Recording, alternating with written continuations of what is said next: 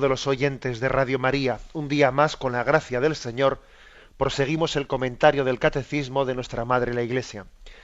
Continuamos explicando esta parte del Padre Nuestro: perdona nuestras ofensas, como también nosotros perdonamos a los que nos ofenden. Habíamos quedado en concreto en el punto 2843. Un punto que dice así, lo leo y luego lo vamos a subdividir en tres partes. Dice: así adquieren vida las palabras del Señor sobre el perdón, este amor que ama hasta el extremo del amor. La parábola del siervo sin entrañas, que culmina las enseñanzas del Señor sobre la comunión eclesial, acaba con esta frase: esto mismo hará vuestro Padre del cielo si no perdonáis cada uno de corazón a vuestro hermano. Allí es, en efecto, en el fondo del corazón, donde todo se ata y se desata. No está en nuestra mano no sentir ya la ofensa y olvidarla, pero el corazón que se ofrece al Espíritu Santo cambia la herida en compasión y purifica la memoria, transformando la ofensa en intercesión.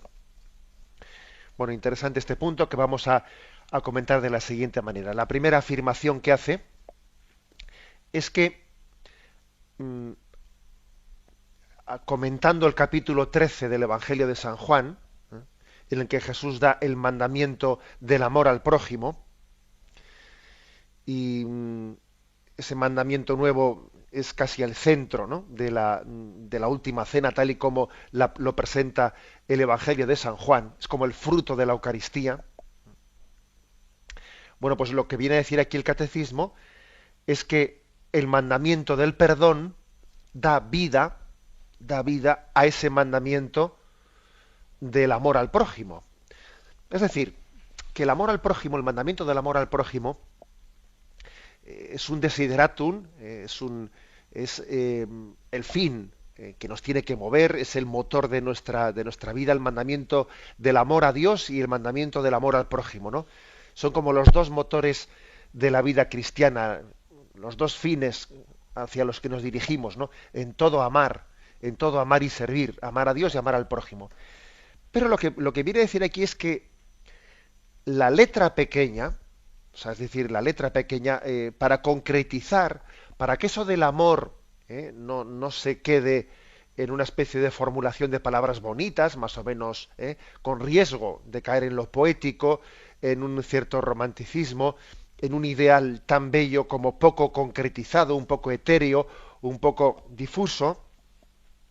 Lo que le da vida, lo que le da concreción, es el tema del perdón.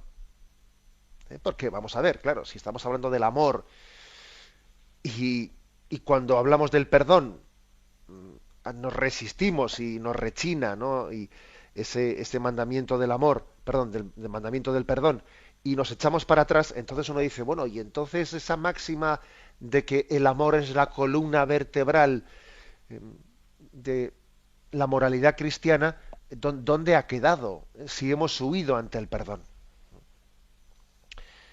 Es como si dijésemos el mandamiento del amor es la música, ¿no? Y el perdón es la letra. Música y letra. Aquí, claro, no vale únicamente la música, sino que luego hay que ponerle letra a la música. De lo contrario, sí, muy bonito, pero no es verdadero. Tan bello como irreal, ¿no? Es un reto muy grande. Bueno, para explicarlo, es desde luego conviene recurrir a ver la estructura del capítulo 13 del Evangelio de San Juan. Comienza con el lavatorio de los pies, que es introducido con una frase solemne: sabiendo Jesús que había llegado su hora de pasar de este mundo al Padre, habiendo amado a los suyos que estaban en el mundo, los amó hasta el extremo. Ha llegado el momento de que se manifieste de manera plena lo que Jesús ha venido a realizar entre nosotros. El amor hasta el extremo. Y el amor hasta el extremo es su entrega en la cruz.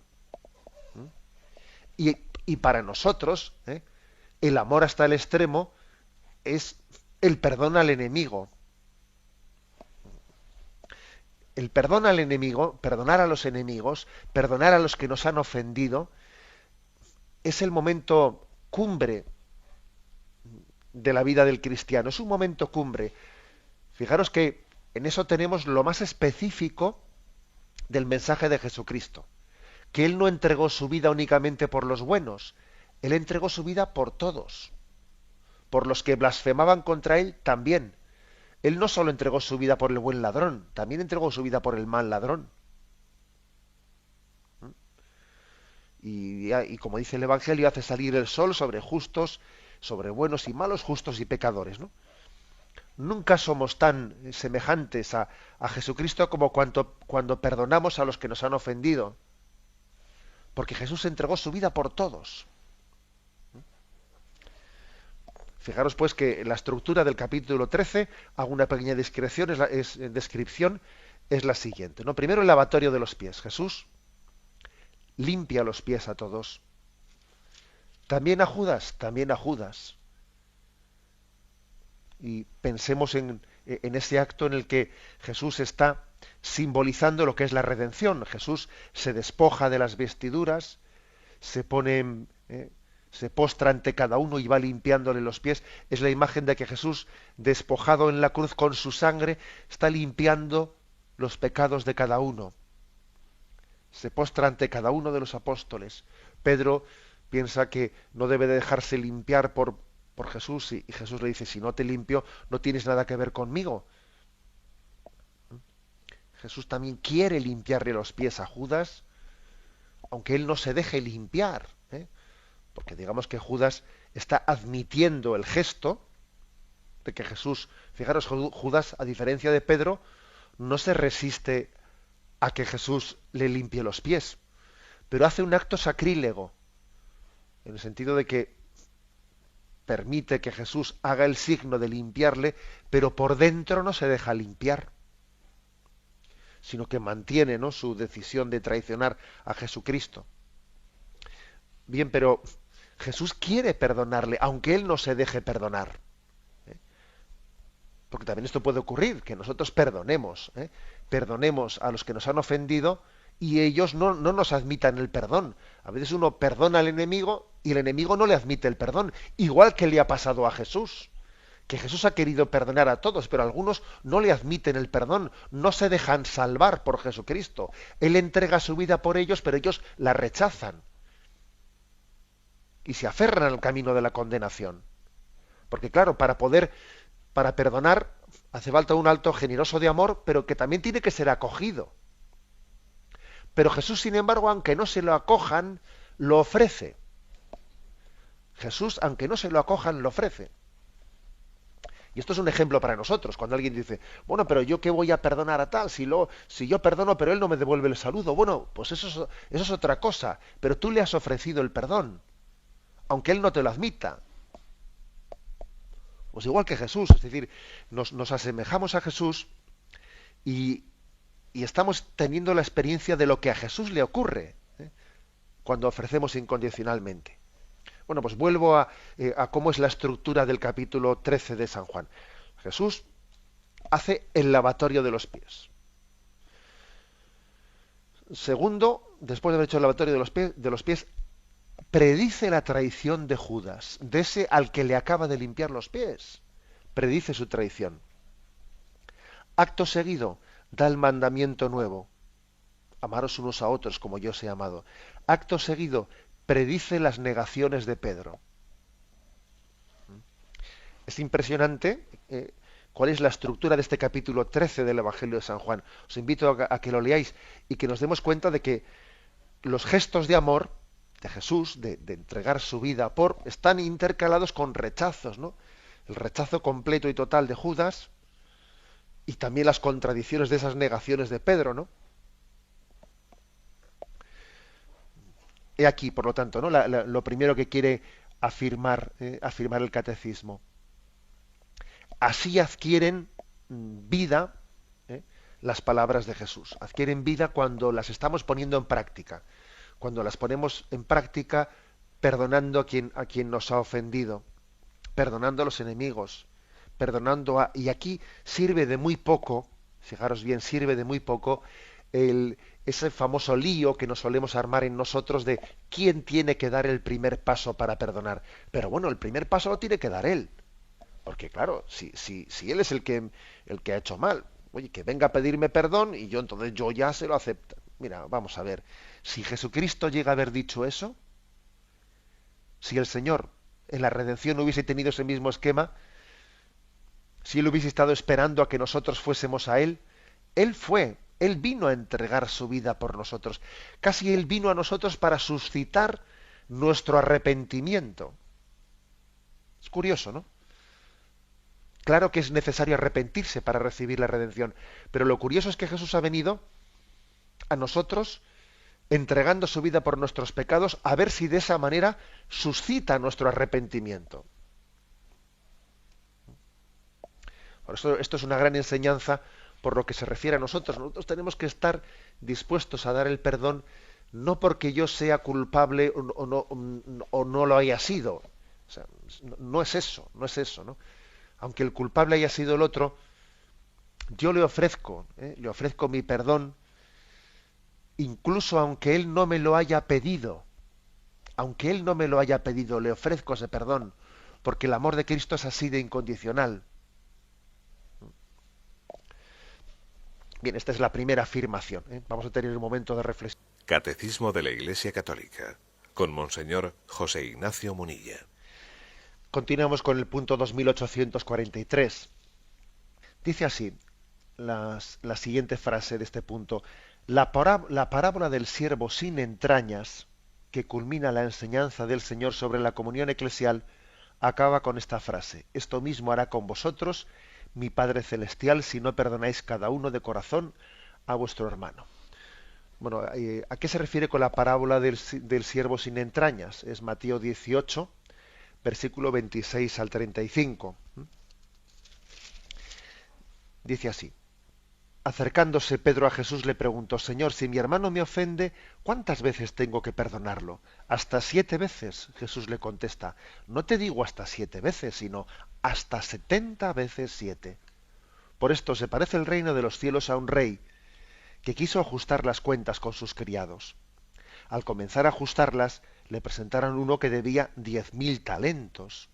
Como no tenía con qué pagar, el Señor mandó que lo vendieran a él con su mujer y sus hijos y todas sus posesiones, y que pagara así. El criado, arrojándose a sus pies, le suplicaba diciendo: ten paciencia conmigo y te lo pagaré todo. Se compadeció el Señor de aquel criado y le dejó marchar, perdonándole la deuda.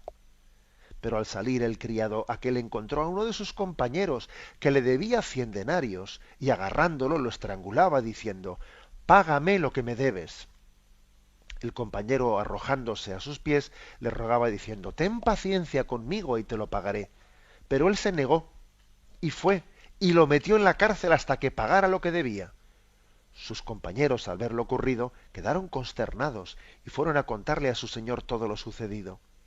Entonces el Señor lo llamó y le dijo: siervo malvado, toda aquella deuda te la perdoné porque me lo rogaste. ¿No debías tú también tener compasión de tu compañero como yo tuve compasión de ti? Y el Señor, indignado, lo entregó a los verdugos hasta que pagara toda la deuda. Lo mismo hará con vosotros mi Padre Celestial si cada cual no perdona de corazón a su hermano. Se llama se suele conocer popularmente, ¿no? La parábola del siervo sin entrañas, que está pronunciada, como habéis visto, después de esa pregunta que le hace Pedro a Jesús: ¿cuántas veces tengo que perdonar al que me ofende? 7 veces, y dice: no te digo que 7 veces, sino 70 veces 7. Y el motivo, digamos, la fundamentación, el razonamiento que le da Jesús a Pedro es el de decir: mira que tú eres hijo de la misericordia, ¿eh? Mira cómo se ha derramado en ti la misericordia de Dios, y entonces que eso te dé fuerza y prontitud para el perdón. Prontitud para el perdón. Siervo sin entrañas se le llama a ese que le agarra por el cuello a quien le debía 100 denarios, que no, que es un dinero ínfimo comparando con los 10.000 talentos, ¿no? Es una minucia, son unos céntimos comparando una cosa con la otra, ¿eh? el dinero de 10.000 talentos, el talento era una moneda muy alta, ¿eh? Una muy alta, de manera que dicen los conocedores de la época de Jesús que la palabra 10.000, o sea, mejor dicho, la cantidad de 10.000 talentos es una cantidad absolutamente desproporcionada, ¿eh? Es decir, nadie puede ganar 10.000 talentos ni en una vida ni en varias vidas, ¿eh? Un trabajador para poder tener 10.000 talentos necesitaría tener cientos de vidas. Tal es la cantidad de 10.000 talentos. Que esto es muy significativo porque obviamente estamos hablando de una deuda que no es posible pagar en esta vida y que es una deuda eterna. Es una evocación. La palabra 10.000 talentos es tan fuerte, esa cantidad. Es como si nos dijeran nosotros 10.000 millones de euros. Dice, pero bueno, ¿yo cómo gano eso? Necesitaría 1.000 bueno, que 1.000 vidas, ¿no? Bueno, pues algo así es lo de los 10.000 talentos, porque el talento era una moneda altísima, comparando con los denarios, que está evocando la deuda eterna.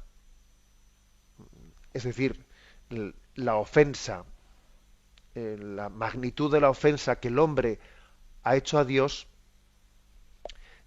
en justicia, para poder ser reparada, requeriría la condenación eterna. Eso es lo que se está diciendo, detrás de esa moneda. Requeriría toda la eternidad para pagar nuestra deuda. Y, y fijaros bien qué falta de entrañas, ¿no?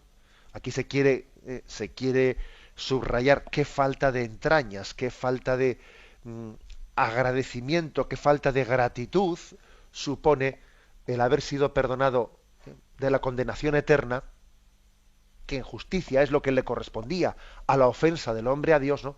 Haber sido condonado de esa gran deuda, y que nosotros tengamos la falta de entrañas, la falta de misericordia, de estar resistiéndonos a perdonar una pequeña ofensa. Esta, esta parábola aquí nos hace caer en cuenta el catecismo, que culmina el capítulo de San Mateo en el que nos da las enseñanzas sobre la comunión eclesial, dice aquí. Otras Biblias hablan del discurso comunitario o de la comunión eclesial. Fijaros, este capítulo 18 de San Mateo tiene la siguiente estructura. Primero comienza hablando de quién es el más grande en el reino de los cielos. El que sea el más grande, que se haga el más pequeño. Luego continúa diciendo, guardaros del escándalo, guardaros de escandalizar a uno de estos pequeños. Cuida del otro, no le hagas daño moral, no le escandalices al otro. Sigue hablando de la oveja perdida, de ir a buscar a la oveja perdida. Y qué alegría tiene cuando ha encontrado a la oveja perdida. Y sigue después hablando de los conflictos en el seno de la comunidad. Si tu hermano te ofende, repréndele a solas. Si no te hace caso, vete con otro. Si no, dilo públicamente ante la asamblea. Y finalmente, la parábola última del capítulo 18 de San Mateo es esta del siervo sin entrañas. A este capítulo se le llama el capítulo de la comunión eclesial. De la comunión eclesial. Porque todas las enseñanzas que se dan en este capítulo están referidas a pensar en la comunión eclesial, es decir, no pensar únicamente en mí, sino pensar en el bien o en el mal que yo puedo estar haciendo con los demás. Es decir, ojo con que yo escandalice a los demás, ojo con que mis palabras y mi vida sean motivo de que alguien se aleje de Dios. Y yo me preocupo de que haya una oveja perdida, y es mi problema, y yo iré a buscar a la oveja perdida. Y cuando alguien ha obrado mal, le corregiré a solas. Y después, si no me hace caso, iré ante la comunidad, etcétera, ¿no? Y no pretenderé tener yo pues un protagonismo en la comunidad, sino que yo iré aprendiendo a hacer los últimos servicios, el más grande, que sea el servidor de todos. Es decir, es todo un capítulo, el capítulo 18, de la comunión eclesial. Os invito también a leerlo, el capítulo 18 de San Mateo, bajo esta clave. Son toda una serie de consejos de cómo la comunión la comunión eclesial se hace también pensando en los otros y en el bien de los otros, obviamente. Y para culminar este capítulo, se dice, el perdón. Mira, es que sí, además de corregir, además de buscar a la oveja perdida, además de no escandalizar a los demás, además de ser servicial y no buscar los primeros puestos, es que al final hay que perdonar. ¿Eh? Hay que perdonar. Es el capítulo, pues, de la comunión eclesial, de pensar en clave del prójimo. ¿Eh? Pensar en la vida en clave del prójimo, no pensando en los demás. ¿Eh? Es curioso, no hay dos tipos de personas, ¿no? Las personas que solo piensan en sí mismas y desde sí mismas, todo es porque me sirve o no me sirve, me aprovecha o no me aprovecha, me conviene, no me conviene, todo es en torno a mi yo, a mi yo, a mi yo, ¿no? Y hay otro tipo de personas que cuando piensan, están siempre pensando en la clave de ¿qué me gustaría a mí que? O sea, es decir, a ese, ¿qué querrá tal persona? ¿Cómo puedo ayudarle más? ¿Cómo puedo hacerle más feliz? ¿Cómo puedo ayudarle a salir de ese problema que tiene, a corregirle de ese defecto que tiene, ¿no? Es decir, es una segunda forma de pensar. ¿Eh? La primera es un pequeño tormento, cuando una familia, pues en sus miembros son especie como de islas, ¿no? O átomos incomunicados, ¿no? Pues eso es un tormento. Ahí no hay comunión eclesial. Cada uno piensa en sí mismo. Es una especie de egoísmos juntados, ¿no? En una especie de pacto de conveniencia, pero ahí no hay comunión. Somos egoístas a turnos. ¿Eh? Hoy me toca a mí, te toca a ti, y de vez en cuando no nos ponemos de acuerdo en los turnos y chocamos, ¿no? Eso ocurre a veces, no. Se trata de pensar en clave de comunión, que es lo que dice este capítulo 18 de San Mateo. ¿Eh? Pensar en el bien ajeno, que el bien de los demás también es mi bien. Es pensar en el bien común. Bueno, pues la cumbre del bien común es el perdón. Es el perdón. Porque nosotros cuando perdonamos solemos decir, claro, ya me toca a mí salir perdiendo otra vez. Siempre me toca a mí salir perdiendo. Siempre tenemos que ser tontos los mismos. ¿Eh? Es muy típico esta expresión, ¿eh? Una expresión de queja, de que parece que siempre me toca ceder a mí, siempre me toca ceder a mí. No es cierto, no es cierto. Yo creo que el que perdona sale ganando, no sale perdiendo. Aunque nosotros veamos, ¿no?, que a corto, siempre hay que distinguir entre la perspectiva a corto, a medio y a largo plazo. Nosotros vemos que el que perdona sale perdiendo. ¿Por qué? Porque se ha humillado. Bueno, si el asunto no, eso es una perspectiva muy a corto plazo, ¿no? El Evangelio dice el que se humilla será enaltecido, pero no únicamente en una perspectiva de vida eterna, sino el ciento por uno en esta vida. Es decir, que del perdón se deriva una, una alegría interior y un bienestar interior.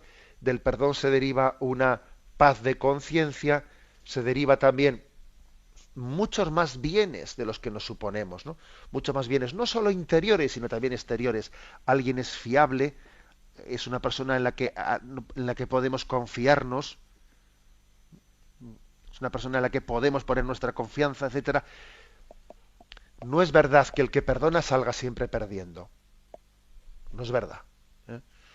Porque yo creo que la primera víctima del rencor está en la persona que tiene ese rencor. El que tiene rencor quiere hacerle daño al prójimo, pero en principio a quien se hace daño es a sí mismo. Y se hace un daño muy grande. Porque es imposible tener rencor y ser feliz. Es imposible. ¿Eh? El rencor te carcome por dentro, te impide disfrutar de la vida, te impide, bueno, llevar adelante tu vocación con ánimo y con esperanza. Por lo tanto, ¿no?, pues en esos consejos que da el capítulo 18 de San Mateo, pues para la vida comunitaria, al final el consejo máximo es el del perdón. ¿Eh? Recuerdo que me habéis escuchado en este programa hablando de la familia, lo dije así un poco medio en broma, pero obviamente también con con una enseñanza muy objetiva, ¿no? Decía que para que una familia funcione, tiene que haber por lo menos un tonto en la familia, ¿eh?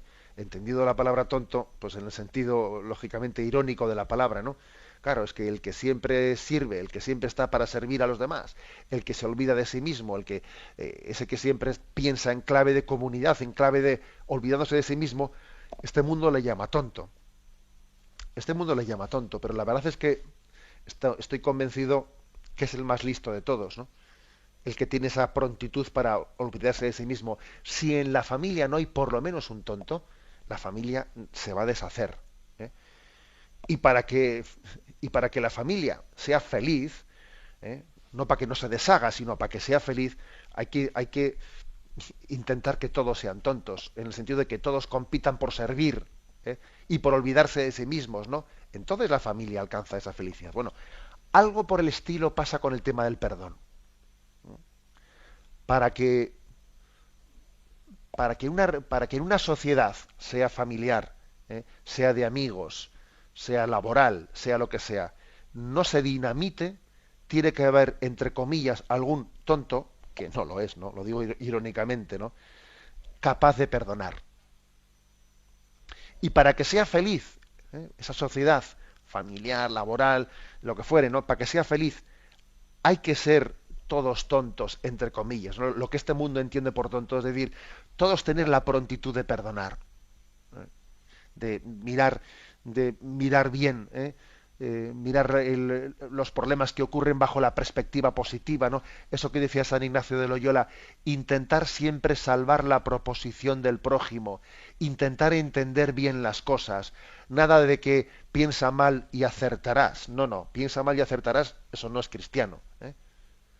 Voy a intentar salvar la proposición del prójimo, voy a intentar comprenderle bien, ¿no? Darle una nueva oportunidad, etcétera. Termina diciendo, ¿no? Termina diciendo este pasaje de la parábola de Mateo 18, 23 que hemos leído, ¿no? Termina diciendo, eso mismo hará con vosotros mi Padre Celestial si no perdonáis de corazón cada uno a vuestro hermano. Por lo tanto, se nos pide perdonar de corazón. Hablaremos de eso en la próxima intervención. Ahora vamos a tener un pequeño... Continuamos la explicación de este punto 2843. Al final tiene una aplicación muy concreta, muy práctica. Esa parábola de Mateo 18, 23, 35 del siervo sin entrañas, termina diciendo que tenemos que perdonar de corazón a nuestro hermano. ¿Qué es esto de perdonar de corazón a nuestro hermano? Dice el catecismo, allí es en efecto, en el fondo del corazón, donde todo se ata y se desata.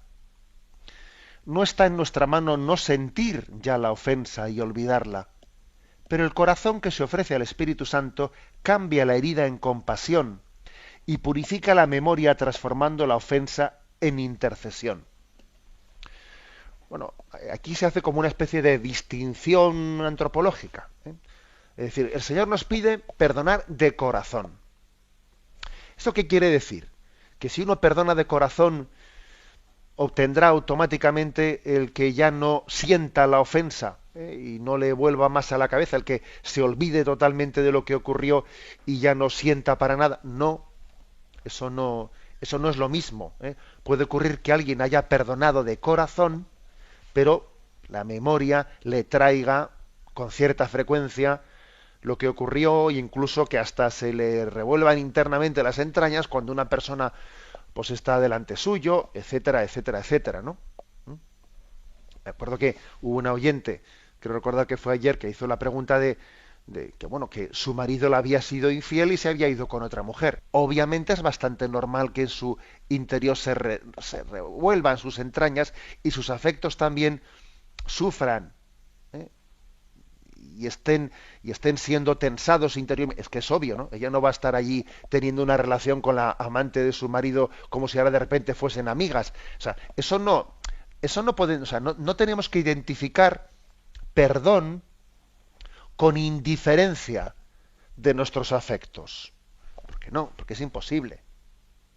Primero que no es posible, no es real, ese no es el ser humano real. Y lo segundo, que hasta no sería pedagógico. No sería pedagógico porque estaríamos dando, ¿no? Manifestando externamente una indiferencia ante el bien o ante el mal, ¿no? Parece que, bueno, pues ahora la amante de mi marido va a ser aquí mi amiga. ¿Pero cómo va a ser tu amiga? ¿Mm?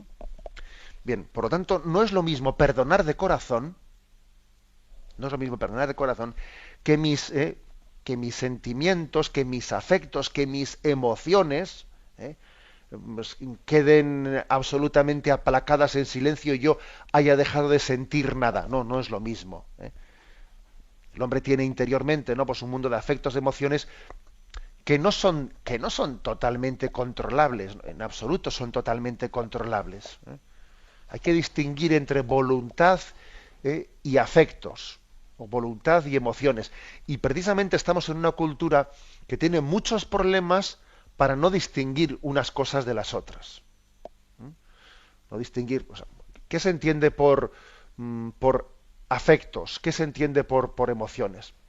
Bueno, pues digamos que modernamente la psicología suele hacer una enumeración, ¿no? Enumeración de estos afectos, como son, por ejemplo, la ternura, la amabilidad, el consuelo, la lástima, la atención, y por el contrario, pues la indiferencia, la frialdad, el resentimiento, la envidia, el mal humor. Bueno, hay una serie de, ¿no?, afectos y emociones que se suelen sentir, nos sobrevienen. La palabra que nos sobrevienen ya distingue los afectos y emociones, los distingue de la voluntad, porque la voluntad sale de ti, es una decisión tuya. Mientras que los afectos y emociones me sobrevienen, ¿no? Por ejemplo, a mí me sobreviene como una rabia, me sobreviene un mal humor, me sobreviene. Claro, y uno de los problemas más serios que existe en nuestra cultura es que a veces mm, parece como si esos afectos o esas emociones, ¿no?, sensibles fuesen, las confundimos con la voluntad. No, no es lo mismo. No es lo mismo eh, voluntad que afectos o emociones, ¿eh?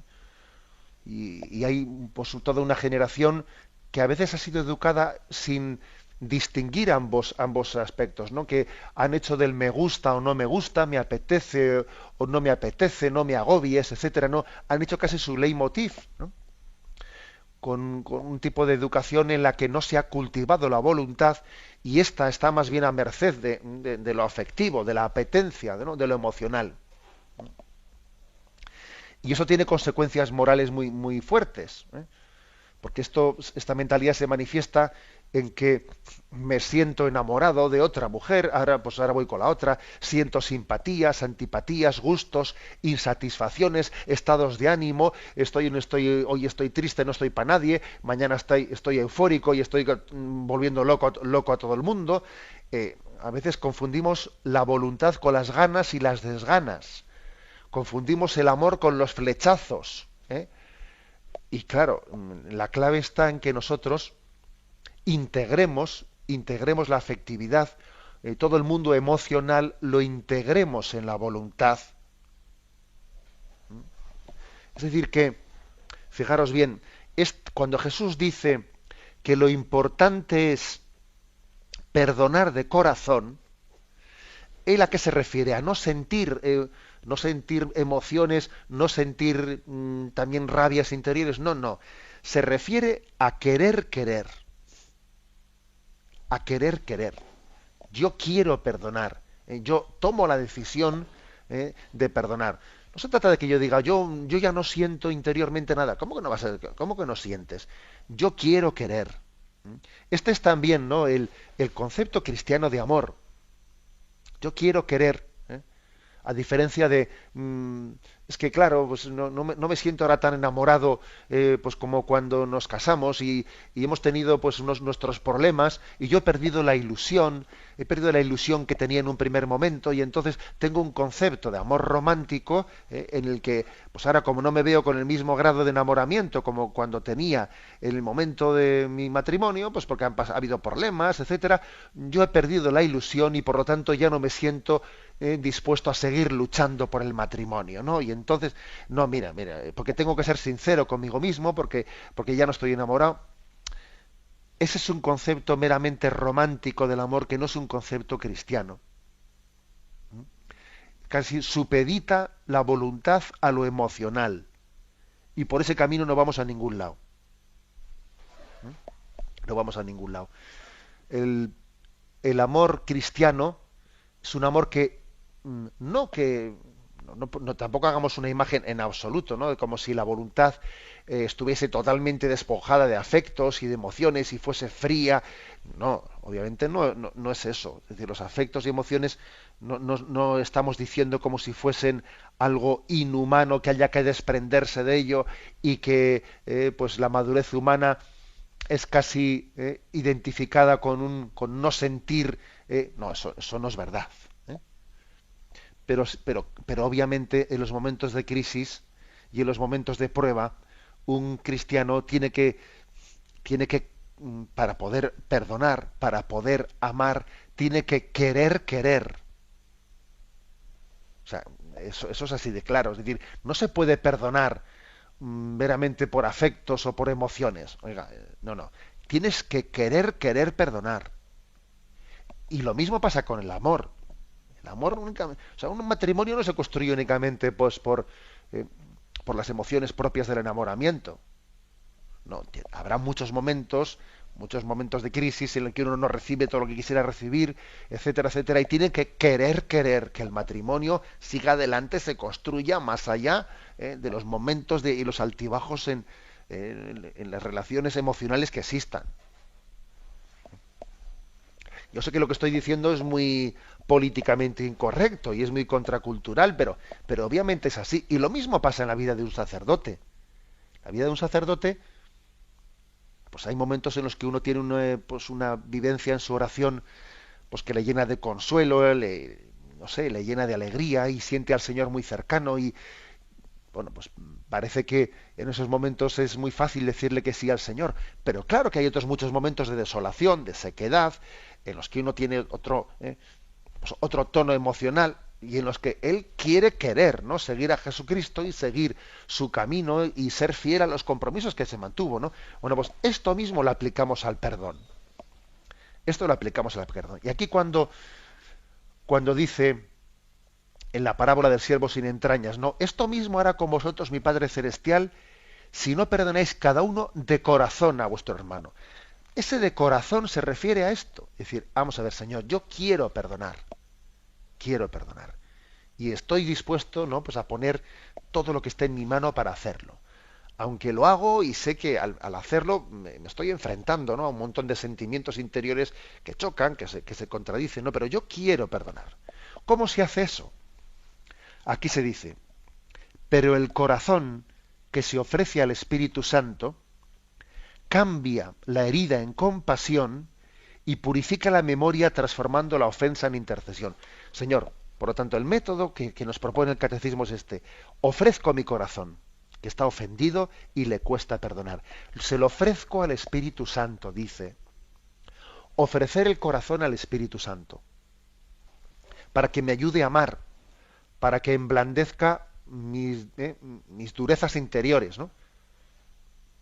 Para que ese mismo Espíritu Santo que movió a Cristo mueva mi corazón. Lo pongo a remojo en él, ¿no?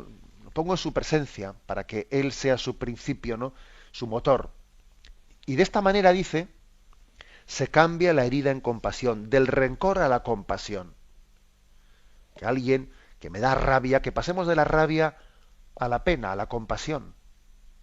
Y eso, pedidle al Señor esta gracia, ¿no? Señor, que yo pase del rencor a la compasión, de la herida a la compasión. Que me dé cuenta que me da pena esta persona, ¿no? Me da pena porque al fin y al cabo el daño que me ha hecho, pues mira, pues también es digno de compasión, ¿no? Y también eso me permite pasar, dice aquí, de la ofensa a la intercesión, de sentirme ofendido a interceder por él, a rezar a Dios por él. Y de esta manera se purifica nuestra memoria. Purificar nuestra memoria es esto, ¿no?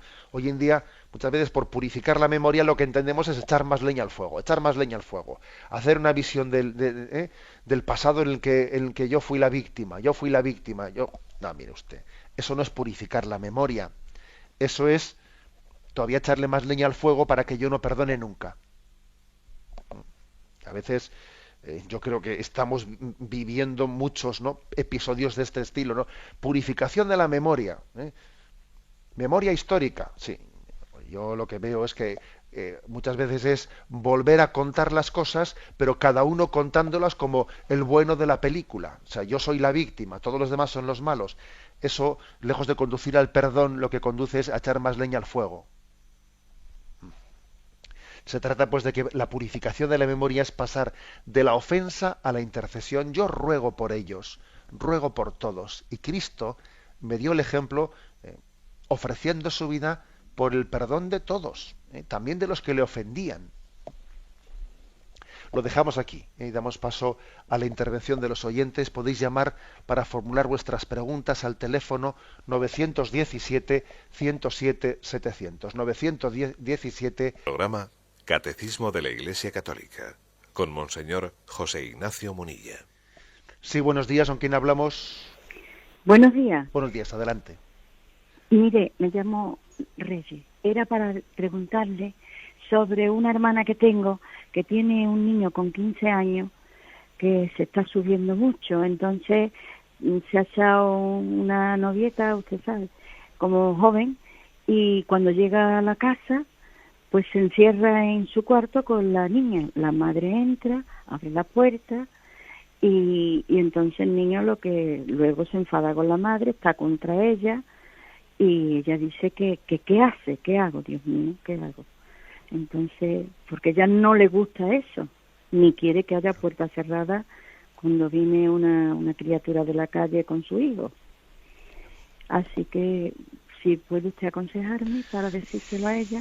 Bueno, pues hombre, yo creo que tiene que, lógicamente, tener una conversación con el hijo, estando a solas con él. Obviamente, creo que la corrección principal hay que hacerla no tanto delante de la chiquita, sino a solas con su hijo, y que el hijo tiene que entender que en la casa hay unas normas y esas normas las respetamos todo el mundo.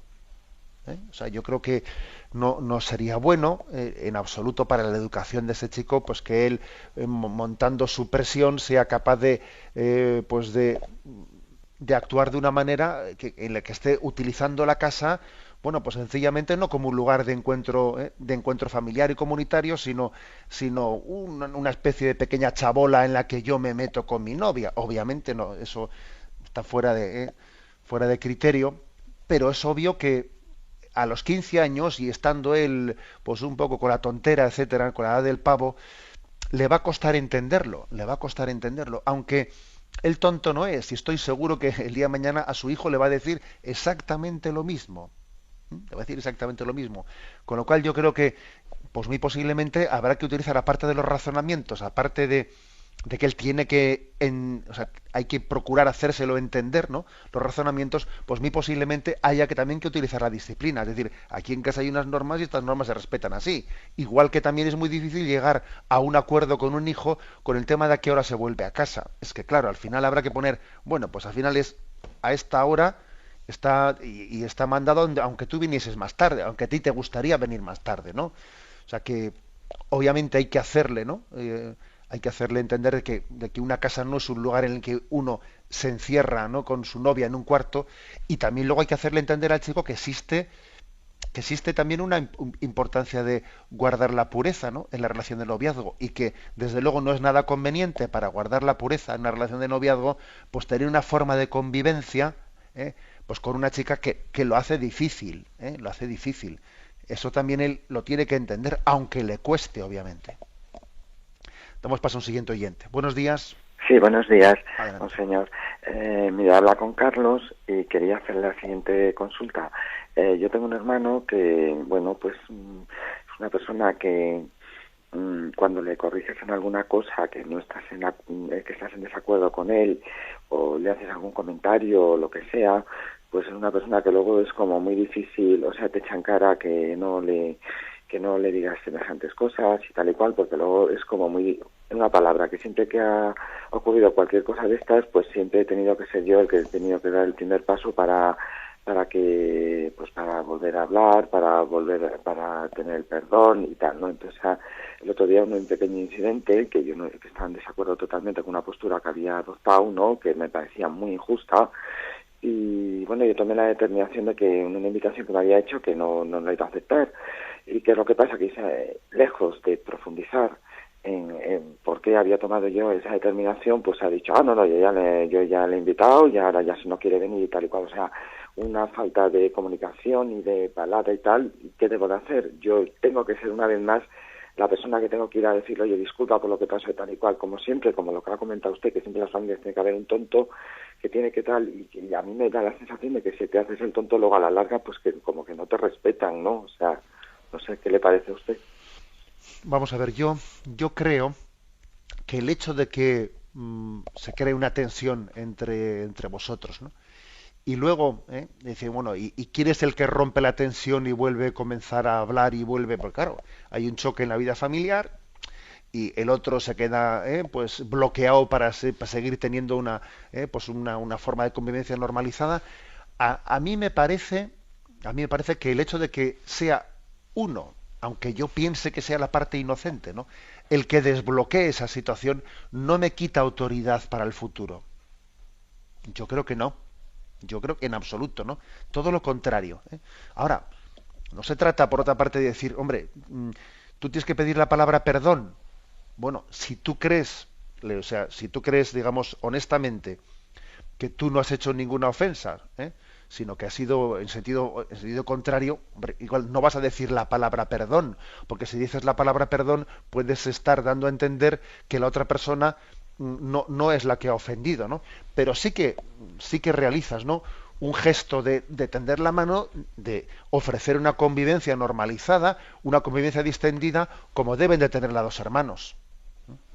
Y eso, con todos mis respetos, no es que uno pierda autoridad y luego le vayan a tomar por el pito un sereno, como se dice, ¿no? No, sino que sencillamente sabemos distinguir entre lo objetivo y lo subjetivo, por el hecho de que objetivamente hablando haya habido un problema y mi hermano, pues yo entiendo, ¿no?, que no se ha comportado como debiera. Yo por eso no voy a tener ya una convivencia en casa tensa, incapaz de comunicarnos y convirtiendo en un pequeño infierno el hogar. Tengo que distinguir un problema objetivo en el que no nos hemos puesto de acuerdo con mi capacidad de convivir, pues de una manera amable día a día, porque si no la vivienda, si no el hogar, pues es un pequeño infierno, ¿no? Y además es mi hermano, y además hay unos padres, y además, etcétera, etcétera, ¿no? Damos paso al siguiente oyente. Buenos días. Buenos días, monseñor. Soy Pino de Madrid. Quisiera que usted me ayudara a resolver esta situación que tengo. Resulta que el otro día fui a casa de mi nuera a ver a mi nieto y mi nuera estaba trabajando y el nieto estaba con una asistenta que además ha sido mía antes. Entonces yo disfruté muchísimo viendo a mi nieto, al que no me lo traen nunca porque dice que hace frío, es el primer hijo. Y entonces, bueno, total que al día siguiente vino mi hijo y se puso conmigo como una fiera porque yo había ido a su casa sin estar su mujer y que además antes tenía que llamar por teléfono y pedir permiso para ir a su casa. A mí esto, monseñor, me dolió muchísimo porque yo estoy acostumbrada a que mi suegra viniera a mi casa a ver a mis nietos siempre que quisiera, pero por lo visto yo no puedo ir a casa de mi hijo sin que estén en ellos o sin pedir permiso antes por teléfono. Claro, evidentemente a mí pues me ha hecho coger un resentimiento a mi nuera que ya desde antes un poco le tenía porque es una niña mimada y no quiero perdonarla, pero casi todos los días me acuerdo de eso y lloro porque me duele la actitud de ella y de la asistenta que yo antes había tenido y que también me recibió mal.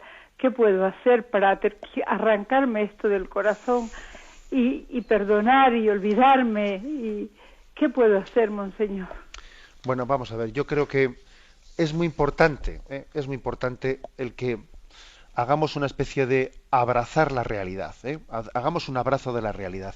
Hoy en día, pues, hay que decir que las familias, el concepto de familia, se ha empobrecido mucho en el sentido que se ha hecho una familia mucho más nuclear y entonces la presencia de tíos, de primos, de los abuelos, etcétera, ¿no?, cada vez es una presencia más difícil, que hay que pedir cita, ¿no? Entonces, bueno, Eso también, digo la palabra cita en el sentido irónico, pero es verdad, así como en nuestras familias antes, pues todo el mundo tenía la puerta abierta, entrábamos, etcétera, se ha ido cambiando ese concepto familiar, se ha hecho una familia mucho más cerrada, mucho más hermética, que allí nadie entra, y si hacemos una comida un día fuera, en un restaurante, pero que a la intimidad del otro accedemos mucho menos. Eso es una gran pobreza. Es una gran pobreza. Yo creo que a usted le tiene que ayudar el perdonar, el que se dé cuenta que también su hijo y su nuera, pues también son víctimas de esta cultura, ¿eh? O sea, que es que también yo creo que usted tiene que decir, mire, vamos a ver, no vamos a calificarles de qué maldad, ¿no? Pues obviamente ellos están empobreciendo a su hijo en vez de enriquecerlo, pues con la cultura de los abuelos, ¿no? Y que tengan más capacidad de entrada, etcétera. Yo le daría un consejo, que por ese sentirse ofendida, usted ahora no se quede cerrada en casa, sino que le llame a su hijo, le llame a su nuera y le diga, oye, ¿qué te parece si voy por ahí? Como si usted no se sintiese ofendida, usted hágale esta llamada. ¿Qué te parece si voy por ahí la víspera de Reyes, o cuándo os vendría bien que fuese yo para haceros una visita al niño? Dé usted ese paso, ¿eh? Y adelante, ¿entiende? Porque aquí lo principal es el bien del niño. A ver si ahora, porque uno se siente ofendido, el que va a pagar el pato es el niño que se va a quedar sin la abuela. De ese paso, ¿no? Y también entienda y tenga, no sé, la disposición de entender que su hijo y su nuera también son víctimas de esta sociedad y de esta cultura tan antifamiliar, ¿no? Que se ha ido sembrando. Y dar ese paso y estar con el niño y llévele un regalo a su nuera, ala, lléveselo, y a su hijo otro, ¿eh? Y venza usted este mal momento sobreponiéndose de esta manera a la situación. La bendición de Dios Todopoderoso, Padre, Hijo y Espíritu Santo, descienda sobre vosotros. Alabado sea Jesús.